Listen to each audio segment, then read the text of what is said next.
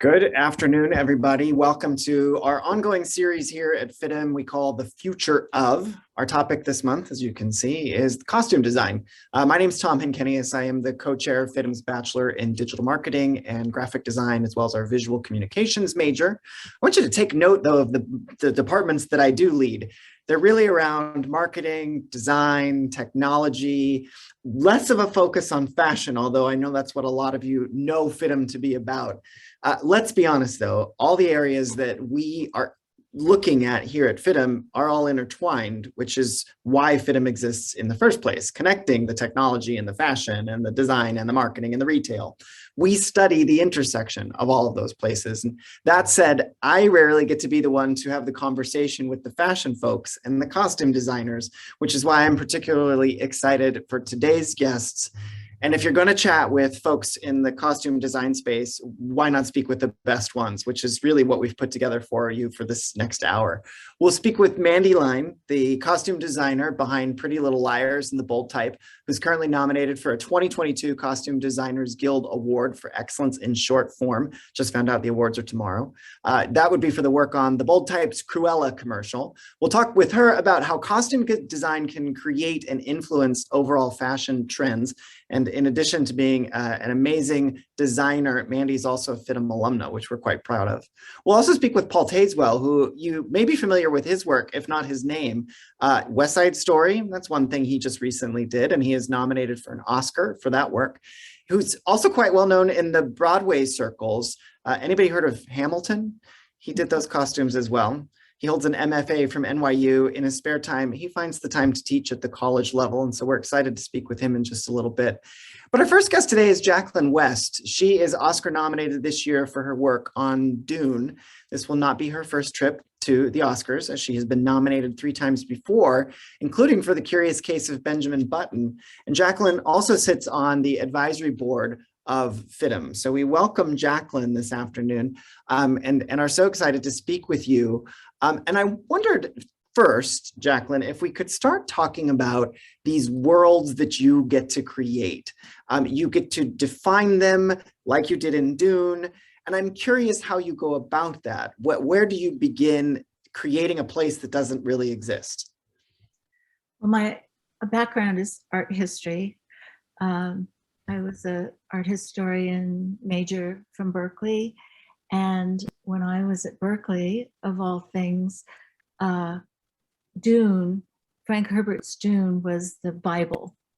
Every single person on the Berkeley campus had it in their book bag. It was the prophetic, scary future of what would happen with over-reliance on computers and using up all of the Earth's resources without giving anything back. They were really heavily into the environment back then. Quite prescient, yeah. And so it was it was really a prediction of the future Dune. So, and I also lived on a houseboat in Sausalito Harbor, about 30 feet from the bow of Alan Watts's houseboat, where Frank Herbert would write Dune on the weekends. So though I never met him, I felt connected. And he describes his worlds very, very well. And Denis had such a brilliant and precise vision that really was based on the book.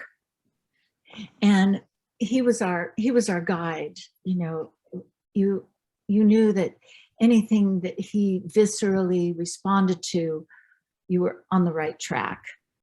And there's beautiful descriptions of these worlds, but it's to a limit. Like there's great descriptions in the Dune Bible of the still suit. So I had great references there. But as far as creating the costume world for the House of Atreides and all of that, I relied on history. And for the House of Atreides, I went to the Romanovs for the green uniforms. And Atreides, Caladan, is a green planet with deep, dark greens. And I felt that the Romanovs were a great reference for that. I felt if we're going to look way into the future, John Berger, the British art historian, said you always look to the past. So if you're going to 10,000 years in the future, you know, go back 1,000 years to the past. And I really relied on that kind of, I developed a look for the movie I called Modieval. So the Harkonnens are based on medieval renditions that the monks did in the monasteries of insects, because the Baron's mother was called Spider Woman. So there is, you can see that kind of arachnid influence. Yeah. The Bene Gesserits all were based on nuns. And so I used Giotto, and I used the Marseille tarot cards, the Golden Tarot, medieval chess pieces to create the Mother Mohayim shapes for Charlotte Rampling. The Atreides armor was all kind of based on the Templars. And you'll notice the Spacing Guild, I think there's a Spacing Guild on exhibit at FIDM, there was supposed to be, and it's a dome with a very ecclesiastic garb with it, was based on the Avignon papacy who condemned the Templars. So I wanted it all based in reality. I wanted all these worlds to be reality based. But I didn't, Denis was very, very precise. He did not, when I told him, I said, when he first asked me to do Dune, I said, no, I don't do sci-fi. And he said, I don't want sci-fi, Jacqueline. I want it to be grounded and real and based on reality, but in the future. So I took his note, and that's what I did with it.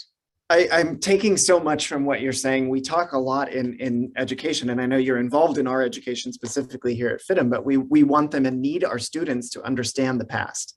And I appreciate so much the picture you're painting, because I think any of us who work in the fields of design, and I include marketers, which is me, in that space, you know, we rely on reaching back to come forward. So I appreciate so much your explanation and even getting into the specifics of which looks you've drawn from in history. I'm also curious though, as you sort of already mentioned, there is a cult following around Dune. So I'm wondering the pressure of appeasement that might have been on you. You know, were you allowed to kind of craft your own in there, or I've never read Dune, I'll be totally honest. Were you tied really strongly to some specific looks because that is how the author wrote them? To the extent that Frank Herbert described these worlds, I did feel tied. I knew that Denis had lived with this book since he was 12 or 13, and he was obsessed by making the Dune that, you know, he felt was really derivative of the book. And so whenever I could really get into the descriptions, I followed them for the people who I call Doonies. And I know a lot of them. So I wanted to be true to that and not disappoint. But like I said, I had to take a leap of faith, because he only describes the worlds to an extent. He creates a mood, and you want to stay in that mood. But as far as descriptions of how things should look exactly, there wasn't a lot to draw from. I had to just go into my, you know, into my head and create what I felt would continue that mood. I don't know if I just had an algorithm that was feeding me only good things, but if you describe them as Doonies, then I'll use this. It seems the Doonies were happy with the work you created. Were they largely? Did you see opposite of what I found?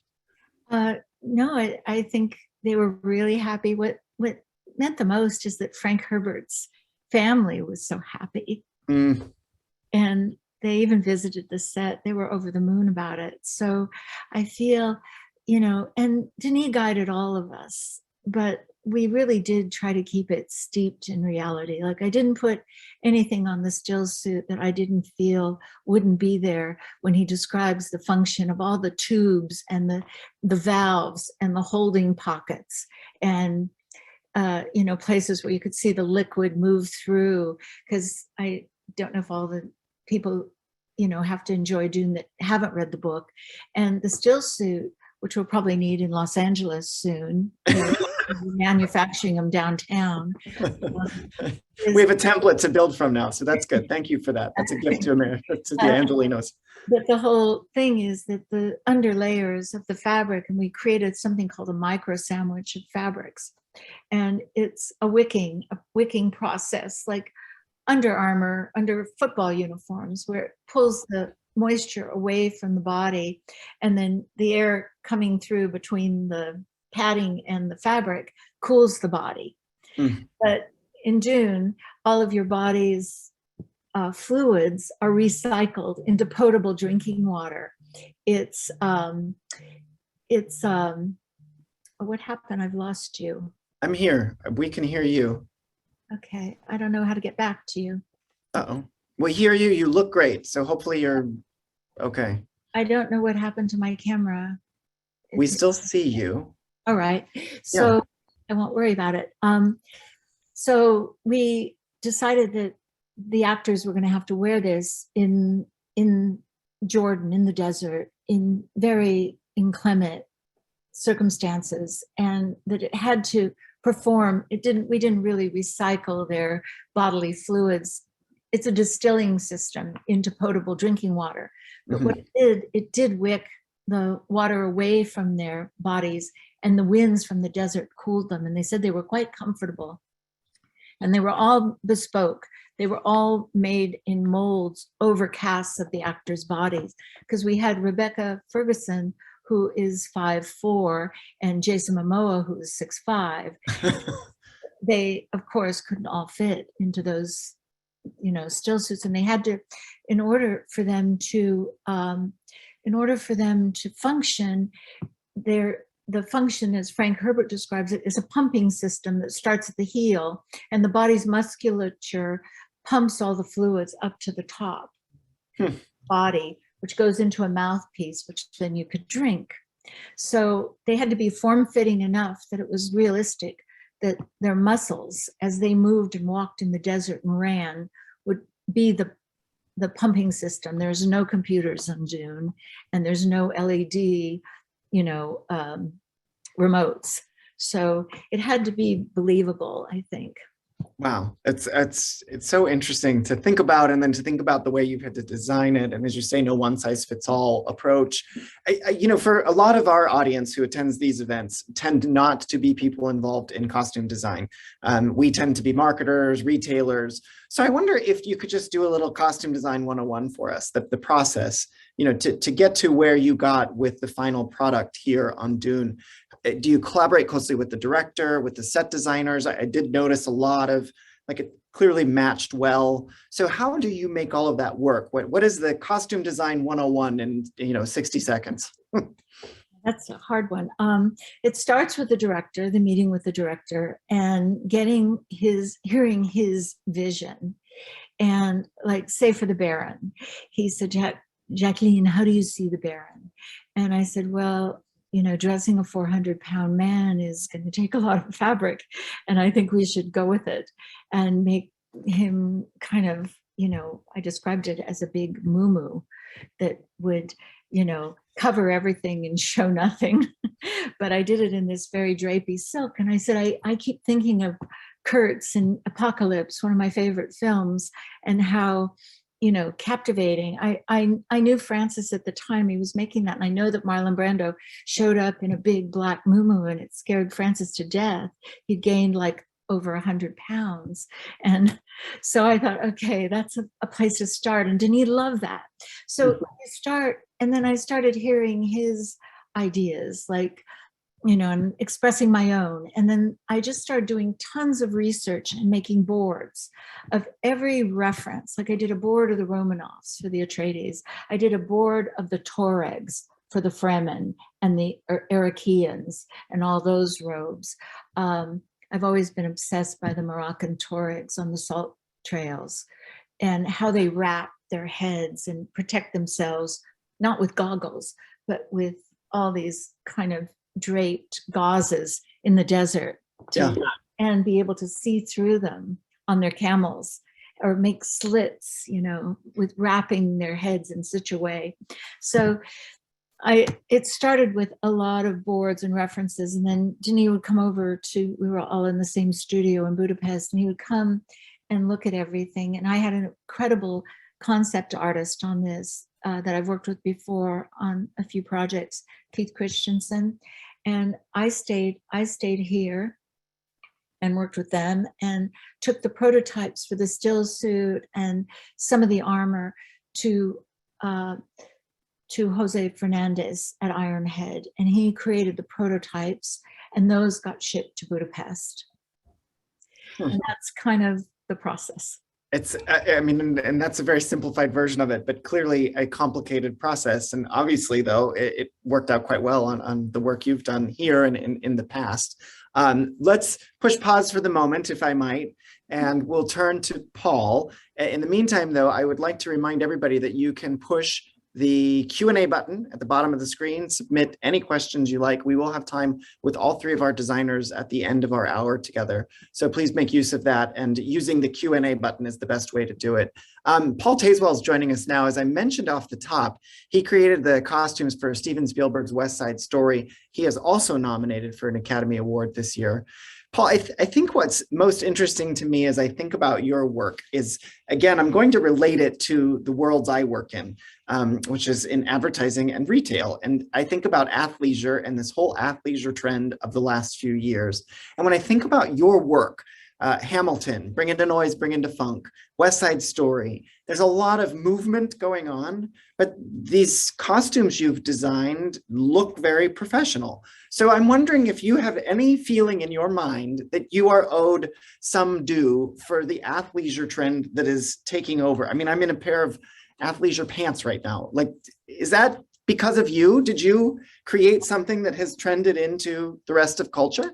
Well, if only I could take the credit for that. I mean, what fuels what you might be seeing is the fact that much of the work that I do is designed for dancers, and for a certain kind of athleticism, with dancers, and I'm designing characters that are specific to what the story is, as well as acknowledging the function that they need to provide for the performer. So it's carrying both of those at the same time, and at the end of the day, it does need to focus on the specificity of the look, the period, and how it relates to the character, obviously.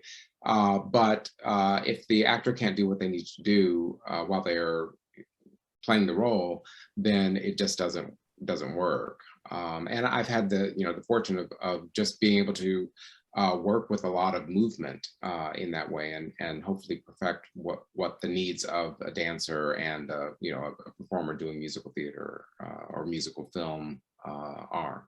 Yeah, because although there's no video from 1776, I can't imagine Hamilton was actually bouncing around the way, and I can't imagine we have the museum here at the college, and thinking about some of the pieces I've seen from that era, that you would not be able to move that much in those pieces. Sure. Is there something that draws you specifically to this space, this genre of work? Well, I mean, that's where I started. I never danced professionally, but I studied as an actor, as a performer, and as a dancer. So it's in my bones, just understanding how the body moves through space. And then what my brain does as a costume designer is it then marries that with fabric and clothing and shape, and how that then becomes an extension of the body moving through space.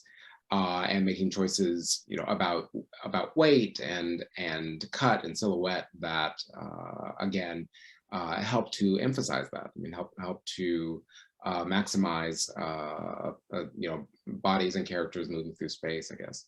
How do you combine the two pieces of research? I mean, in that I'm assuming some of this is innate to you, right? You understand the fabrics that move well, so you can easily pick it out. But then how do you complement that or marry that with the research from, say, the West Side Story? Maybe it's a little easier to dive into the 50s, But then when you go into the 1700s, that's got to be a lot more complicated. What's that work like? It's going to the research and trusting the research. When I'm designing the 18th century, I'm looking at the clothing from the period. I'm looking at the fabrics that were used in that period, because that's what will give the design authenticity. I mean, I'm not going to make, or I would hope to not make an 18th century coat out of a polyester. Even if it kind of it has a wool finish. I want for it to be reflective of the period, if that's what the task is. I mean, if it's supposed to be anachronistic, then that's a different ask. With all of the dresses from Hamilton, I mean, those are all silk taffetas, and some that were iridescent, some that were just a solid, but silk taffeta was used a great deal in the 18th century, and or that kind of crisp quality was definitely present. And I made use of the lightness of that. The petticoats were nylon or organza, so it held the air in a really beautiful way, and it allowed for the ladies to move in and around the Hamilton set, which gave you that kind of romantic swirl when you have a whole chorus of women moving at the same time. But then if you look, this photograph that you have up, you're looking at all these 18th century military coats. I mean, that is the wool as it would have been in the period, as close as we could get. A wool Melton. So, it definitely means that you've got actors that are doing a lot of sweating when they're dancing in that on stage. But again, it gives you an authenticity that, without anything else, because we've abstracted so much from the look of the 18th century and really reduced it down to its essence, those parts that are authentic help to ground us in the period, and then the audience can kind of move away from that and really just engage in the story and in the poetry that Lynn wrote. It's interesting you say the audience just gets to engage in those pieces, because that's clearly where I have been. I turned to one of our experts here at the college on costume design, and he pointed out something I've totally missed in your work. For speaking first about Hamilton, Secretary of the Treasury he becomes, and all of a sudden he's wearing a green coat. The Jets in West Side Story wearing blues and grays, the Sharks more vibrant reds and browns. So all of a sudden he was pointing out to me color theory, and I thought, oh, so obvious, which is, it's very foundational design education. And I know you're in education as well. Nearly every student at FIDM takes a color theory class. So I guess then the question out of this to you is are we assuming that this was intentional, or was this actually intentional? Are you really making use of color theory in this way? I would say that it's intentional. I think it's become more innate for me. Just how, I'm not sitting down and creating, some formulaic method, although I did create, there were rules. There were rules for Hamilton and how I wanted to use color, how color opens up as the production progresses, and then also for West Side Story. But my hope is that the color resonates in an emotional way, much more than in a design way necessarily. I mean, it becomes part of the design, but it's not to obey a design theory. It's about how color makes me feel, and then hopefully that feeling is universal for the audience. The decisions about West Side Story and how I was using color, that was to set them up so that they're like teams. And I go back to productions of Romeo and Juliet that I've designed and those that I've seen, Zeffirelli's Romeo and Juliet, and it's that is very direct. It's a classic idea, and then it also relates to sports teams and the combat between, or the conflict between the two groups. was using, that cool color palette for the jets, as you mentioned, to be reflective of the streets of New York and the concrete and the buildings that we see, and also just the coolness of their lives, and we are presented with that at the very beginning of the film, beautiful way, with Stephen, and also showing the grit and how their crumbling neighborhood is affecting their clothes, and the fact that that is still their playground, that is where they are living their life. And you contrast that with, or I have contrasted that with the sharks and their tie to the island that they came from, the Puerto Rico, and as they migrated in, the styling that they brought from their homeland. And that idea of tropical and warmth, and then how that relates to their skin tone. And then, as it's presented within the number of America, we get this exuberance, we get this joy that is expressed, and with Anita in the center of that. And it's because of all of that color present on the streets of New York. And it's this color and also floral pattern, which I reserved for the Latinx community of West Side Story, to give you that feeling of joy, joy of entering into this new space, this new land, and this new land of possibility and hope. And so, it worked well, to be able to use color in that way, and created a great contrast between the two groups. With this West Side Story being a remake, and those last couple images that we looked at, we could bring them back up and talk to them. I noticed you recreated looks almost exactly from the previous version of the film. And then other areas you went in a new direction. And so I guess my question in here is, how do you decide between, here versus the America scene where they're mixing up the looks? What's behind the thoughts here? I mean, there are a number of things that were there. I mean, I loved the original film's design. And I think that there are many people who love the film and love the original design. When I was tasked with redesigning or designing a new vision of West Side Story, I needed to figure out how was I going to make it my own. I mean, I had no interest in recreating what had already existed, but I also knew, because audiences loved the original, that every decision that I made needed to fill that emotional moment in a similar way, in a way where there was, the same attraction, the same engagement. So, for the Maria dress that you're showing right now, I was looking at real eyelet dresses from the period, actual photographs and images of 1950s, eyelet dresses, and the fabric as well. And we custom embroidered the fabric, because I couldn't find a fabric that would be, have that delicacy that I was looking for to underscore Maria's character at that time, and at the time of the story.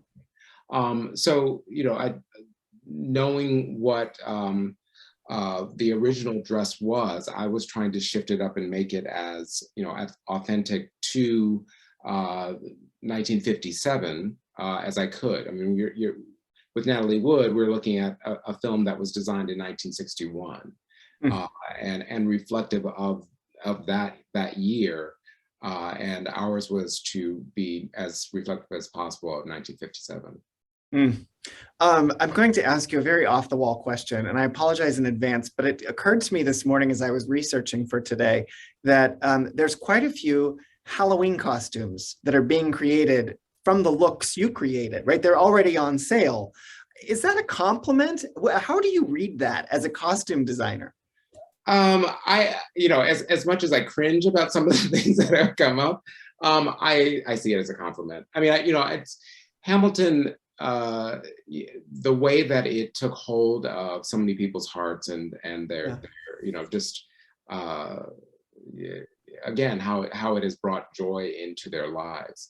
And the fact that they embrace it enough to want to recreate it or to have it be a part of their own personal life and how they express themselves, that can't help but be, you know, I always feel that as a compliment. You know, and it's amazing to have had that kind of effect on you know, your everyday person, a person that's not engaged in theater at all. Right. You know, although they might have seen it once or twice and they have the album. Because I have had Hamiltons show up at my door on Halloween, and I thought it just occurred to me this morning, and I said, "Wow, okay." You know, I get no cut of that, but you know, it's great that people are doing that. If they're ever sewn really well, I'll take name and number and share it with you. And yeah, there are some that are out there that it's like, oh, they didn't get that blue right. No, they didn't get that pink right. But you know, they're, you know, the fact that they're actually approaching it is just amazing. Yeah, it's very impressive. Okay, thank you. We'll push pause for now, and again, reminding everybody that you can submit a question for the end of the hour. I want to take a moment though to introduce our last guest today, FIDM alum Mandi Line. She's the costume designer behind Pretty Little Liars. And that's exactly where I want to begin with Mandi, because I think for me, as someone who didn't watch Pretty Little Liars, what I knew about it was that it was creating fashion trends, and creating these fashion trends through costume design really struck me and was why I was so excited to speak with you today. So the simple question is, how do you do that? The more complicated question might be, how do you go about creating trend rather than following trend? Well, first of all, thank you so much for having all of us. I have personally interviewed over 50 costume designers on my Instagram, and I never really get the gift of sitting back and watching it. And it's so interesting to realize that you've got Oscar nominated costume designers who have a similar approach, doing totally different work, and me doing contemporary work, completely the same approach of like the color theory of it's not even intentional. It's how do we want to make that moment feel? Yeah. So thank you for doing this, first of all, because it's the highlight of my day. It's the highlight of mine as well. Probably my week, maybe even the month. Okay, fine, maybe the year. Let's be honest. But speaking about trends, and I guarantee the other costume designers can probably answer the same, is when they say, oh my gosh, you know, how did you know this trend was going to happen? And how did you predict a trend? I say the same thing every time. Is I had no idea that taking an earring out of my ear, a feathered earring, which was a roach clip from the 70s, not dating myself, but back in the day, we used to put it in our hair. My mom used to put it in my hair. I had it made into an earring, and I put it in Lucy Hale's ear. Within 2 months, it was on the cover of Entertainment Weekly as a feathered earring trend. Did I do that intentionally? No. Costume designers, again, I'll speak for myself, but I have a feeling they're going to have a very similar take on this. Is we go with this and this, you know, our gut and our mind when we, you know, make decisions. Yeah. I can personally speak, it's never based on what I think is going to happen, because I don't want that pressure, and I ain't getting paid for that pressure either, you know? So I'm doing it because for me, I always tell my crew, if it's cool, do it. Like at the end of the day, if it's dope, like I am on the TV show Monarch. It's a country show with Susan Sarandon and Trace Adkins. Am I country at all? No. Am I in love with Trace Adkins? Yes. Sure. But I'm bringing the swagger to a country show. So, you know, our decisions truly, and the trends can create themselves or not. We don't bank on it. We don't do it on purpose. We do it because it comes from, you know, we change things last second all the time. And hey, if they become a trend, awesome.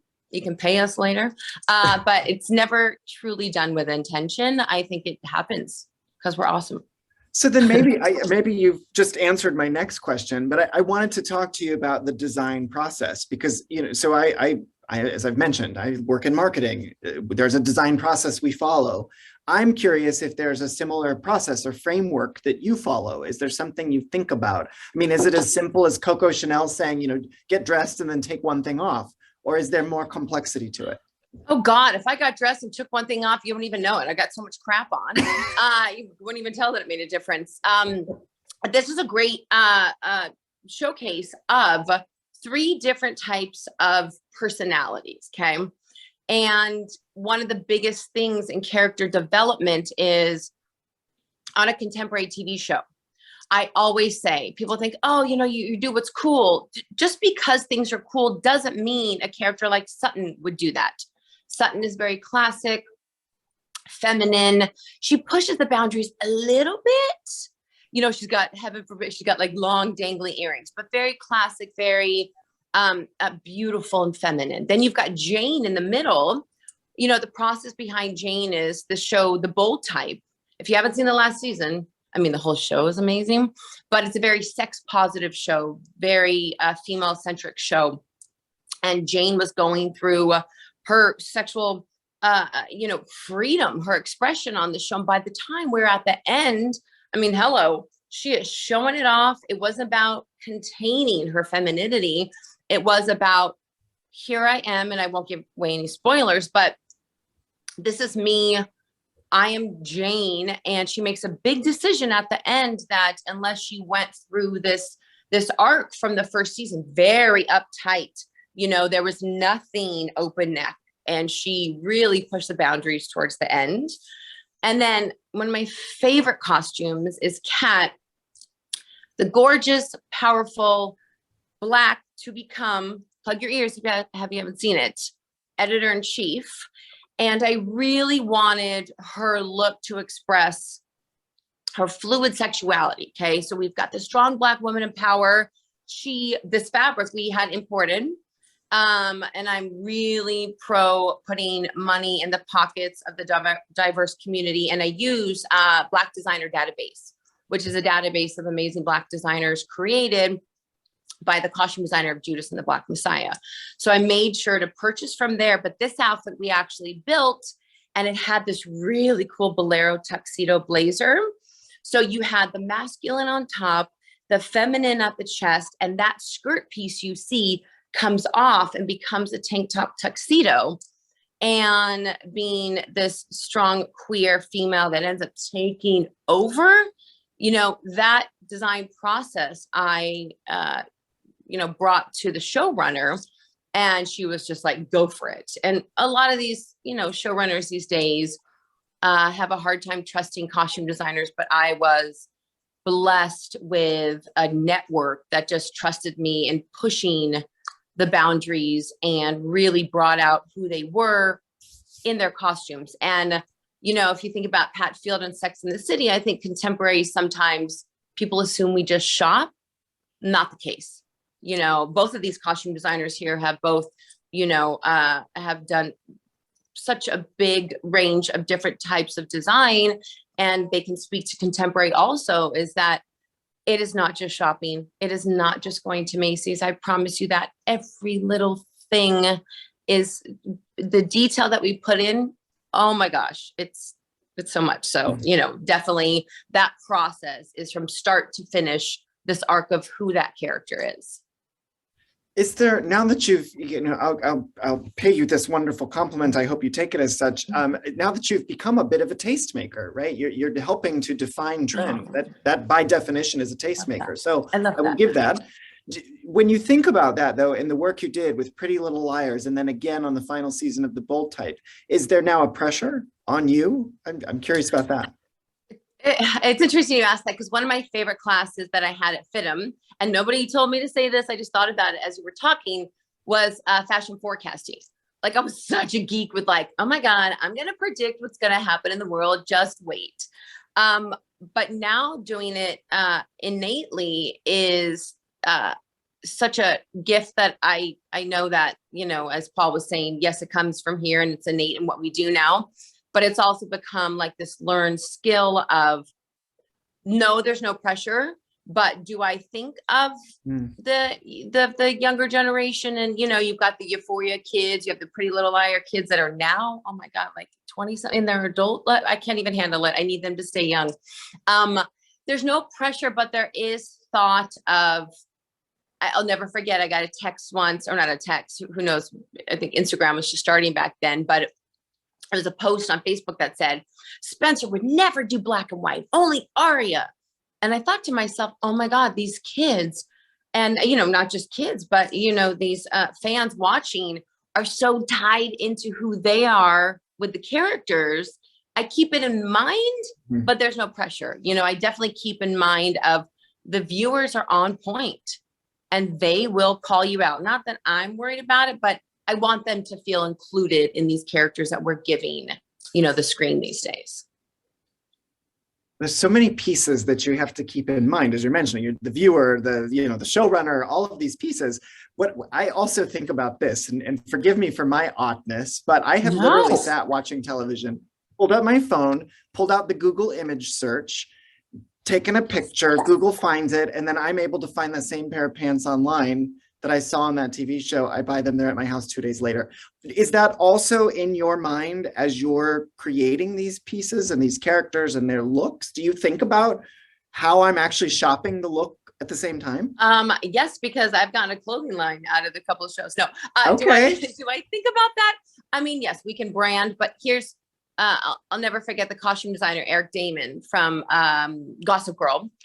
He had said to me back in the day when I had my clothing line with Pretty Little Liars, I said, oh, do you want to start a brand? I've got a great branding manager. And he said, I just want to be a really good costume designer. Hence, he's branding the heck out of himself right now with Gossip Girl too. But I'll never forget that, because once you start to complicate the authenticity of your designs because of something else, then you start to go away from why you love it and why you do it. So, yes, it's a bummer that my TV show Monarch that I'm doing right now doesn't come out till fall, and some of the pieces they're going to want, they won't be able to buy. Is it a bummer? Sure. At the end of the day, does it affect how and why I do what I do? No. What I think is kind of funny though, if you go on this site, I think Worn on TV, and anytime any costume designer makes things, you see the people go, damn, I can't buy it. You know, they get all frustrated. So I think that's kind of funny, you know, and they're just, where can I get this? I can't get this. That was made. Yes, it was made. And it went through 75 people to be approved. And then they actually want to switch it last minute. So I earned that. You can't get that. So I think at the end of the day, we want to do these crazy hours and work, you know, blood, sweat, and tears, everything that we have. If we put any more pressure on us than there already is, and to stay authentic and to stay with our vision and the collaborators and not let too many other factors come in to play. I appreciate it. I want to invite everybody else to come back on, Paul and Jacqueline, so that we can take some questions from our audience, which they've been submitting. And so I appreciate so much the three of you giving me an education in this space today. It's been so interesting. As you know, we are a college. I think everybody in one way or another is connected to higher education on our panel today. One of the people wrote in that as a professional costume designer, what route or next steps would you recommend an aspiring costumer to grow even more in the industry? What are your thoughts? And Jacqueline, maybe we'll start with you. What the thoughts on that? What would you tell a young budding costume designer? It's a tough one. I think curiosity is a huge factor. Keep your curiosity. Keep always studying and learning. I think the tool I've used the most in costume design is reading. I feel that being a really voracious reader has made me very conscious of character. And I think I've always approached it. Brad Pitt once called me a method costume designer, that I dressed characters from the inside out. And I think I do. And I remember I came from the fashion world, and when I first did my first two films were Henry and June and Quills, which were huge period pieces. And I told the director, I'm a thoroughly modern Millie. And my husband said, you do character studies even in your clothing business. He said, you think about your customer and their interior and what I always designed my clothing line based on different customers I had. And my husband said, just find the character, read the script 7 times. He's a writer. He said, read the script 7 times, find the character, then take them shopping in that period and only put on them what they would pick once you know them on the inside.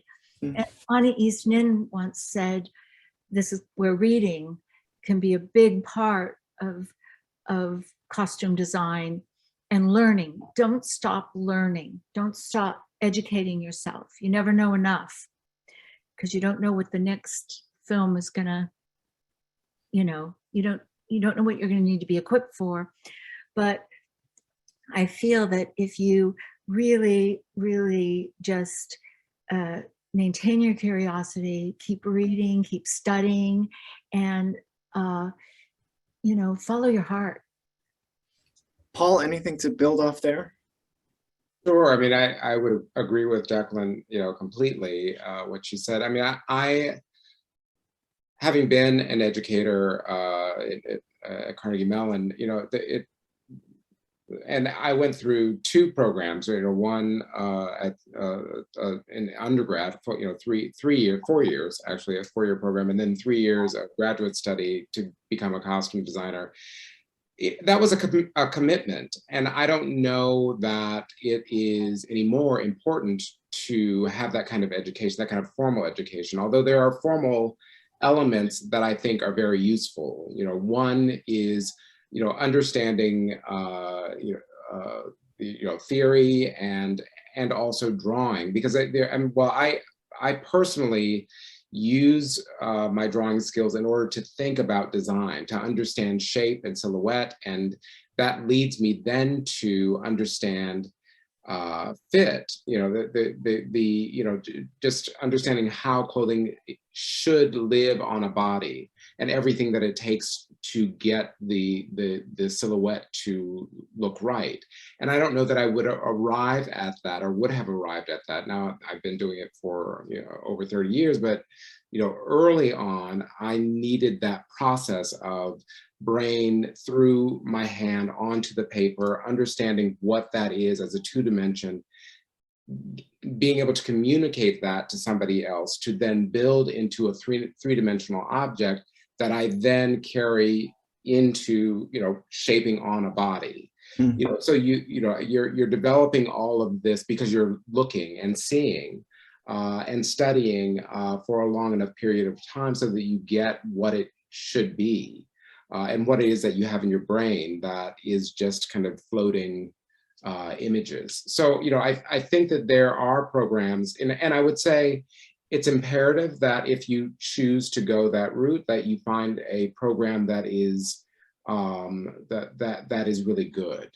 That is, they're birthing designers out there that are working and that know what they're doing, and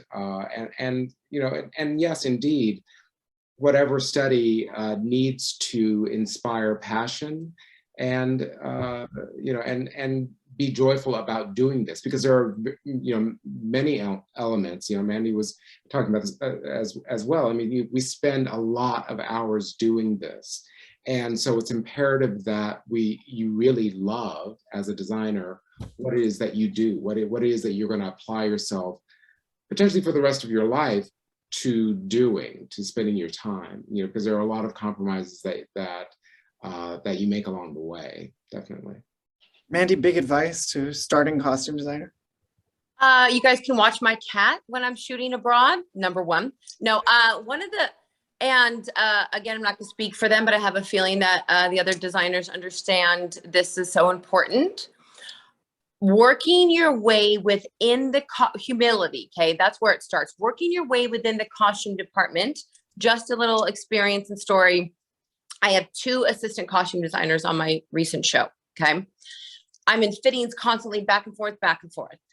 One of them understands fit the way it needs to be altered, why you lift the shoulder, why you lift the back of a suit, why this needs to happen, because why. The other one knows because they've done trailer, they've done set, why it needs to get to trailer at a certain time, why this needs to be fit before the day. I mean, I can give you a list of things that these days people want to go from costume designer in their head to costume designer on screen. And me personally, without the experience of the different departments and the inner workings and the timing of why things need to happen, why this needs to fit. It was very interesting. I had someone help me, and they did, I wasn't able to be there, and they did a sleeve hem. And because they are a very modern thinker, they did a modern sleeve hem on a 56-year-old man. Was it too short? Yes. And they said, well, this is what's in. And I had, let them know, hey, we're going to do this. But in their head, the experience of the different types of people, why this happens, who that character is. So my biggest thing is get the experience within the costume design department. Even if you've got every 1,020 degrees, and some people are catapulted to that, but take the time and learn why your department functions the way they do. Mm-hmm. And it's just not about shopping to design. There's so many more elements on why blood looks this way, why things are aged. And me personally, I learned that from working on set. Everyone has their journey, but for me, hiring somebody, I like the on-set interdepartment experience. I'm going to pepper some of these questions through here because there's quite a bit that's come in that's really interesting. I like this one for you, Jacqueline. This is a costume design student from Edinburgh, Scotland, who is in the middle of a design project and interested in how long you all give yourselves for research before you begin the final design. And I know since that's such a big piece of what you've talked about, Jacqueline, I wonder, when do you call it quits and say, now it's time to do the work? I researched through the whole film. Fortunately, Aggie Rogers is an old friend of mine. She did Return of the Jedi. She's done every possible film. She's an old veteran. She said, Jackie, it doesn't all shoot the first day. So take your time and take a scene at a time. And I do, as soon as I get the call, I do research. Now I pretty much, they call and ask for me. In the beginning, I used to take presentations to directors to get jobs. And I would do so much research before I even really started. And the background of the time, the economic circumstance of that period for that specific film. But beyond that, if I find something as I'm going that inspires me, I'll change a costume that I've already created because I found something that I feel is better. I don't stop the design process until I'm done with the movie. The Spacing Guild costumes were done in additional photography a year after I left Dune. I sat at my house in Deadwood and designed those with my concept artist who was in North Carolina and my assistant designer who was in Los Angeles and my shopper who was in Paris looking for the right ecclesiastic costumes. This is how it is now, but that didn't stop. That was a scene that, never really was going to be in the movie, and now it was. And it started doing all over again in my head, and it was fabulous. So I don't leave a project until the fat lady sings. Yeah. Paul, to you, how long would you say it took you working in the industry to get the successful level you are at now? I'm still manifesting. So I think it was 25 years before I accepted it myself, where I looked at myself and I said, I know what I'm doing. I have full confidence in what I do. And, some of that is, I would set myself up to always be looking for the not the failures, but where it wasn't quite right, because it pushed me forward. It made me more of a perfectionist. Now, I don't know that that is really healthy or useful.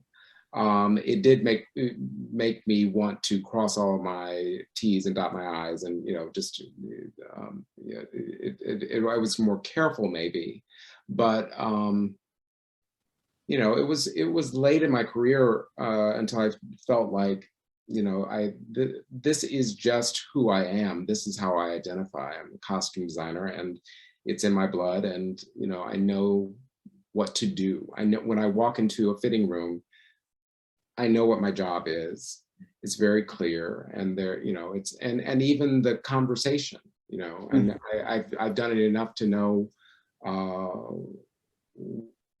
at least either what to say or to know when not to say anything and say, let's take a break and we'll have you back, because this just isn't working, and to know when to make that call as well. Yeah. Mandi, last question is going to go to you today. How did you get your first big break? Greta is asking. Where did the big break come from? Oh God, here we go. I'll make it long story short. By the way, Paul, what you said is so right, that you wake up, you're like, wow, I totally know how to, when and how it hits you, still today. Long story short, I always say, I dated the right person. I went to school. I had my training. I interned on like Hellraiser 27 and Children of the Corn and Mimic. So I did all these cool, like, horror films. All of a sudden I'm on Sunset Boulevard. My pager goes off, dead serious pager. I call, it's my ex-boyfriend from college. He was a director. I was going to fashion school. It was like this cute little love story.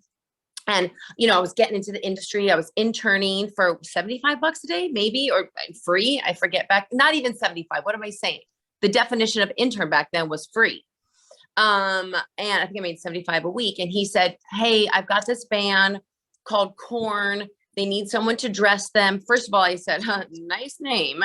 Number two, why can't bands dress themselves? 30 years ago, 25 years ago, I didn't even know. You watch TV and you're just like, oh my God, that's so cute. They came with these outfits. Like, it wasn't this thing until, FIDM didn't offer that, behind the scenes movie. Like, it was something that I was like a magnet drawn to work in film and realize that what I want to do goes hand in hand.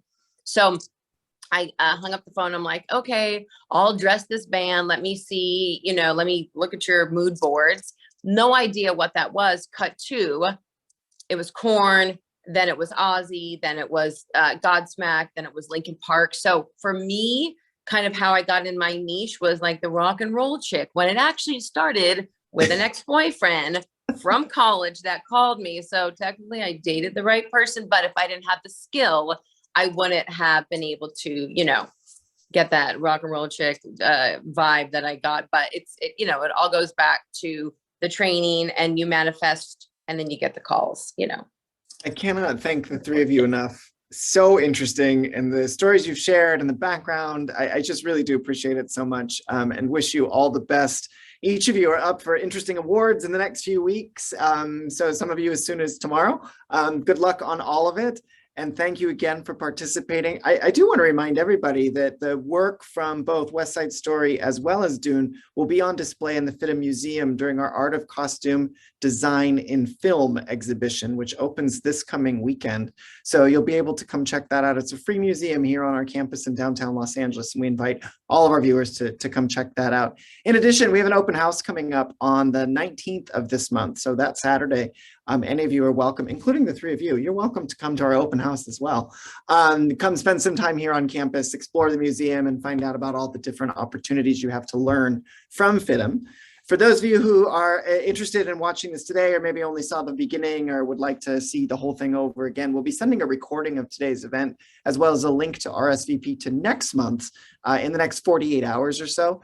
In terms of next month, we'll return to the world of blockchain and NFTs, which interestingly impacts costume. So we can discuss all of that then, but we're talking about the future of Web3 and that will be on April 12th. So we'll continue that study. We, of course, want to remind you until we meet again to stay inspired and have a wonderful afternoon, or with our folks in Edinburgh, Scotland, have a great evening and night. We'll see you all soon.